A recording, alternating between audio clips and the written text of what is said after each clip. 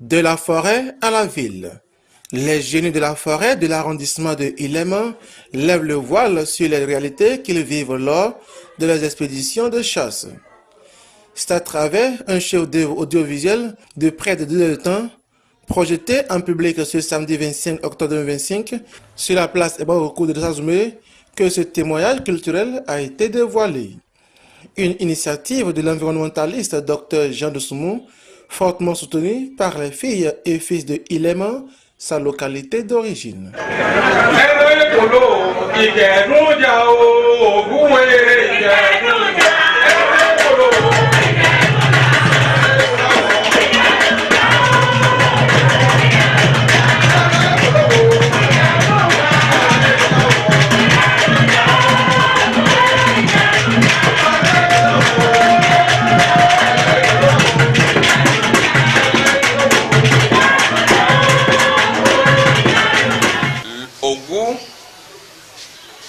Qui est la divinité du fer, la divinité des chasseurs et la divinité des guerriers, est le patrimoine de la mythologie des Yoruba et nous sommes descendants Yoruba.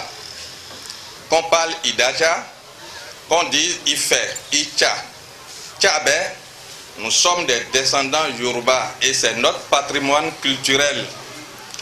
Et aujourd'hui, nous sommes en train de faire la promotion de ce rythme qui valorise nos braves chasseurs. Et nous disons que d'ici là, beaucoup de scientifiques, beaucoup de jeunes scientifiques vont travailler pour que, à la fin, nous puissions faire reconnaître ce rythme-là dans la liste des patrimoines reconnus par l'UNESCO.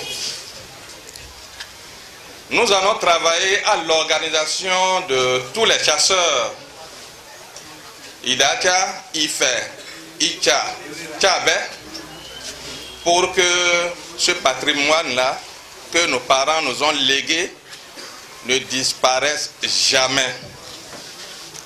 Et c'est le moment de remercier tous les chasseurs de l'arrondissement de Ilema, tous les chasseurs de Dassa, de Magoumi, de Zafé, d'Akumba et d'un peu partout qui ont entendu l'appel et qui aujourd'hui démontrent si bien ce qu'ils savent faire dans la brousse. Nous ne sommes que des héritiers, nous ne sommes pas chasseurs. Je voudrais dire un grand merci, un grand merci à tous ceux qui nous ont accompagnés. Parents, amis et spectateurs présents n'ont pas manqué de saluer l'initiative. Vous savez, nous n'avons pas pu faire ça, nous les aînés, mais ils ont l'initiative de le faire, c'est ce que nous voulons. Il faut que nous puissions développer notre patrimoine. Aujourd'hui, ces jeunes ont l'initiative de produire les chasseurs. Je trouve que c'est une très bonne chose. Nous allons améliorer ce qui a été fait et nous allons faire ça à l'échelle du département dans l'ère culturelle Yoruba, comme ils l'ont dit. Et cela, ça va dépasser les frontières. Je remercie les uns et les autres pour leur contribution et je trouve que c'est un pas, un grand pas. Et nous allons aller de l'avant. Nous devons aller de l'avant. J'ai accepté parrainer l'événement parce que nous voulons conserver le patrimoine culturel de notre région, c'est-à-dire de l'ère culturelle Nago ou Yoruba. Ce qui est important, c'est la joie qu'on peut apporter à partir de ce concept. Et je pense que là, je suis très fier de ce que mon jeune frère a fait. Et s'il fallait qu'il le reprenne, il serait toujours présent. Et je pense qu'il y aura une amélioration qui va suivre. Chacun apportera, comme l'appelle-t-on, sa pierre à l'édifice pour que désormais, que ce soit quand même une fête honorable, que ce soit pour la population de Dassa ou que ce soit pour les chasseurs eux-mêmes. Il faudrait quand même que chacun se sente intéressé. Parce que c'est seulement qu'à partir de là qu'on pourrait quand même faire évoluer plus le rythme. Et je suis très fier. On a choisi ce rythme puisqu'on veut le révéler à l'humanité pour que tout le monde sache que c'est un rythme qui réunit, qui rassemble.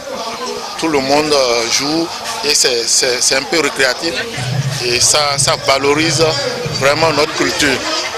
Cet album va révéler davantage ce rythme et ça ne s'arrêtera pas là. Ça va se fédérer dans toute la communauté Yoruba, Ifé, Tchabé, Isha, etc. pour que vive la culture Yoruba. Merci. Merci.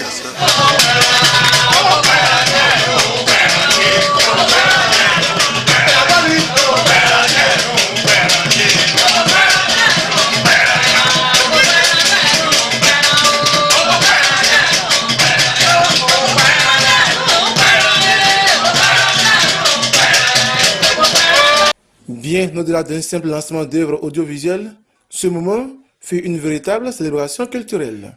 Les génies de la forêt de Ilema et ceux de Dessazoumé ont captivé le public à travers des démonstrations de danse, des chants provocateurs et des prestations chargées de symboles.